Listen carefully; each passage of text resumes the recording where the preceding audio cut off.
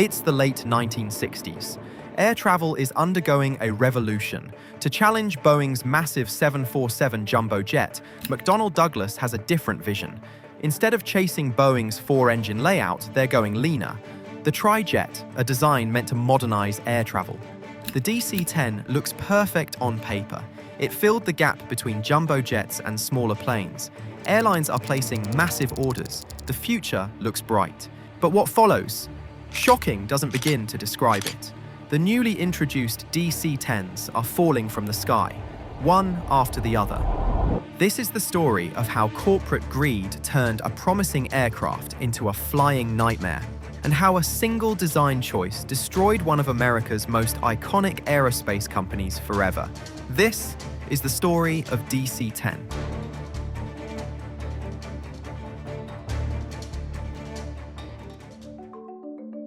The DC-10's story begins in the late 1960s, a pivotal moment when air travel was undergoing nothing short of a revolution. Long-distance flying, once reserved for the wealthy elite, suddenly opened its arms to the middle class.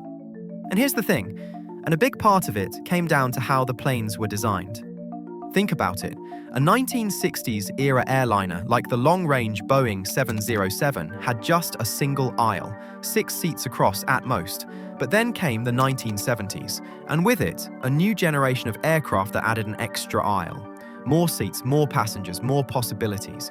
These revolutionary machines were called wide bodies, and their increased capacity, paired with new efficient fanjet engines, made air travel affordable for millions who had only dreamed of flying. Leading this charge was Boeing's game-changing 747, the world's first wide-body jet. It was literally double the size of earlier airliners. The jumbo jet didn't just enter the market, it became the icon of the jet age itself. But here's where things get interesting. Rival manufacturers like McDonnell Douglas weren't planning to watch from the sidelines. They wanted their piece of the wide-body revolution. To challenge the 747, they had a different strategy. On paper, their strategy seemed smart, even genius. Instead of chasing the massive four-engine layout of the 747, Douglas decided to go leaner, meaner, and more versatile. The DC-10 would be a trijet, 3 engines instead of 4. And that meant less fuel burn, less weight, and potentially more sails. It would seat around 250 passengers, not 400, but it didn't need to. Most airlines couldn't even fill a 747. The DC-10 would fit perfectly between the bulky jumbo and the aging narrow-body fleets. But Douglas wasn't alone in this vision. Rival Lockheed was also introducing their own trijet widebody, aimed at largely the same market as the DC-10. Two companies were building essentially the same plane. But here's the twist. The MD-11 TriStar was Lockheed's first ever jet airliner, and the TriStar's more ambitious and technically advanced design threw Lockheed's program into a tailspin of cost overruns and delays. This is where Douglas saw their opportunity. To win the race and snatch market share from Lockheed, Douglas made a different pitch entirely. They could deliver the new jet sooner and cheaper. Time was everything. Every month without the new wide-body jet meant lost profits for airlines. Airlines didn't need perfection, Douglas argued. They needed a plane that could handle transcontinental flights without restrictions, and Douglas promised exactly that. McDonnell Douglas officially launched the DC-10 program. From the beginning, it was clear they weren't just building a plane, they were building a statement. Soon, McDonnell Douglas started outselling its rival with massive demand, and by the early 1970s, the DC-10 was ready for its first commercial flight with American Airlines. Introducing the new DC-10 luxury liner. A new wide body had entered the sky, and the future looked impossibly bright. The DC-10 was probably the quietest jetliner people had ever flown, and it filled a niche the 747 couldn't touch. But here's the thing, and pay attention to this. When a company rushes its product to market, there's always a trade-off. Sometimes it's quality, sometimes it's reliability. But unfortunately, in the DC-10's case, it was safety. Here's what was really happening behind the scenes. The DC-10 and Lockheed TriStar were both racing to serve the same market segment, same wide-body design, 3-engine configuration, similar range and capacity. To win this race, Douglas had taken shortcuts. Design choices that should have been made by engineers were instead decided by Douglas accountants. The result?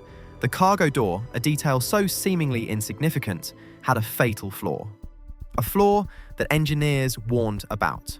A flaw that was intentionally ignored. Here's something you need to understand. Most jets at the time used plug-type cargo doors. They open inward and use the pressure difference at altitude to hold themselves shut. Simple, effective, safe. But Douglas had other plans. Their door would open outward. Why? Because it saved space in the cargo hold. You could pack more freight. More freight meant more revenue. That tiny design decision gave airlines a competitive edge and gave Douglas another checkmark on their sales pitch. But the outward opening door came with a deadly trade-off. Douglas now required a mechanical locking mechanism strong enough to resist cabin pressure from the inside. This meant latches, actuators, and electrical sensors had to perform perfectly every single flight. Except they didn't. And that wasn't the only compromise. To meet deadlines, Douglas had split manufacturing between contractors. Different parts of the plane were being built by different companies. Fuselage from one manufacturer, engine mounts from another. In theory, this made sense. It made production faster. But in practice, it was a disaster waiting to happen. Take the engine pylon design, for instance, the assembly that attaches the engines to the wings. It required precise procedures during maintenance. But unlike Boeing's designs, which allowed for easy full unit removal, the DC-10's layout made things trickier. One wrong jolt from a forklift or improper hoisting could compromise a critical bolt or crack a fitting. That wouldn't be fully understood until it was too late. Even within the organization, engineers raised concerns, reports were filed, warnings were given, but they were buried under corporate pressure and hidden from the public. Douglas was racing Lockheed for market share. So the warning stayed locked in drawers, the clock kept ticking, and the DC-10 kept flying. But everything changed on June 12, 1972. American Airlines Flight 96 lifted off from Detroit bound for Buffalo. It was just another routine leg in a perfectly ordinary day, until minutes later, over Windsor, Ontario, everything went wrong. At 12,000 feet, a sharp bang tore through the DC-10. The rear cargo door had blown off. The explosive decompression ripped the cabin floor apart and jammed the control cables connected to various flight control hydraulic actuators. The jamming of the rudder control cable caused the rudder to deflect to its maximum right position. But due to exceptional pilot skill and sheer luck, some hydraulic lines remained intact. Disaster was narrowly prevented. The cause? That same cargo door. In the wake of this accident, Douglas responded with a mix of patchwork solutions and public reassurance. They issued a non-compulsory service bulletin to address the electrical wiring of the cargo door latches, attributing the issue to voltage drop. They added instructions for stronger pins, added placards for ground crews, slightly changed the maintenance manual, but they did not redesign the door.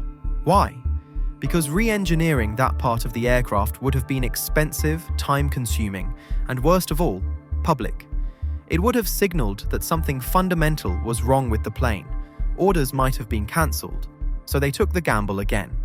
What they do is they build in multiple redundancies to make sure the door is properly latched and does not open, and you build it to a point that it's extremely improbable that the door would ever open.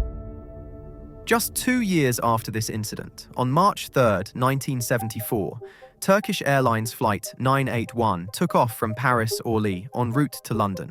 It was a full flight with 346 souls aboard. Minutes after departure, as the plane climbed through 11,000 feet, the cargo door failed again. But this time, there was no luck. The decompression ripped the fuselage open and the floor above collapsed. This caused the primary as well as both sets of backup control cables that ran beneath the section of floor that blew out to be completely severed, destroying the pilot's ability to control the plane's elevators, rudder, and number 2 engine. There was no mayday call, no time to react. The jet slammed into the Ermenonville forest outside Paris at nearly 500 miles per hour, and everyone on board tragically perished. It was the deadliest aviation disaster the world had ever seen at that point. When investigations revealed that the faulty cargo door was to blame, airlines panicked. Passengers cancelled bookings. Aviation experts questioned whether the aircraft should be grounded, and safety regulators across multiple countries opened their own investigations to determine if the DC-10 was airworthy. Things got even more heated when investigators found that McDonnell Douglas had witnessed the cargo door blow out during its own ground testing, but instead of fixing the flaw, they negotiated their way out of an FAA-issued airworthiness directive. The FAA, which had once defended the aircraft, was now under fire for approving a known design flaw. The illusion of safety was gone. After the Turkish Airlines disaster, McDonnell Douglas was hit with multiple lawsuits from families of the victims, including what was, at that point, the largest lawsuit in aviation history. When it became clear they would likely be held liable, the cases were settled out of court. But while the Turkish Airlines disaster was a PR nightmare for McDonnell Douglas, it was American Airlines Flight 191 in Chicago that cemented the DC-10's reputation. May 25, 1979. Chicago O'Hare. Moments after liftoff, the DC-10's left engine tore off the wing, flipped up and over, rupturing hydraulic lines and cutting vital systems. The jet pitched nose-high, rolled violently, then dropped left and slammed into a nearby trailer park in a fireball of fuel. And again, sadly, there were no survivors. This time, it wasn't the cargo door. It was a maintenance flaw, a direct result of how the DC-10's engine pylons were designed to be attached to the wings. Douglas's design required delicate handling during removal. American Airlines maintenance crews under time pressure had developed a shortcut using a forklift. That shortcut damaged the wing pylon. The damage wasn't visible, but on takeoff, with full thrust and vibration, it failed catastrophically. Damage to the DC-10's reputation was immediate and severe. Airlines stopped featuring the plane in their advertisements. Some even removed DC-10s from their mainline routes. Finally, the FAA grounded every DC-10 in the US, the first time in history a commercial jet had been pulled from the skies after being certified and operational. By the early 1980s, public sentiment had completely shifted. The DC-10 was no longer just an aircraft, it was a disaster waiting to happen.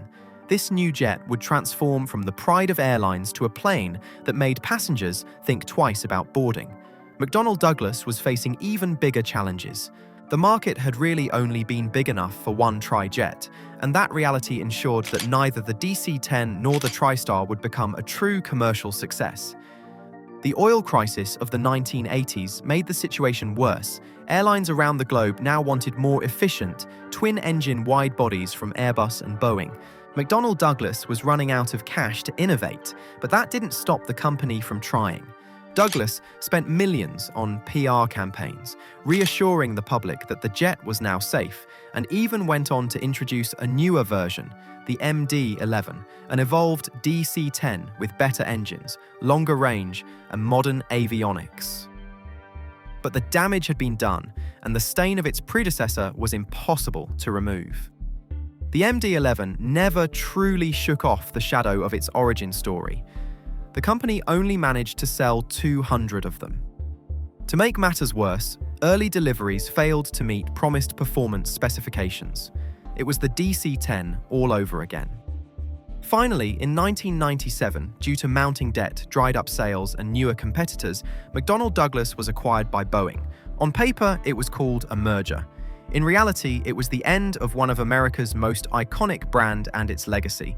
But despite this, the DC-10 would continue flying for another decade with reputable airlines around the world.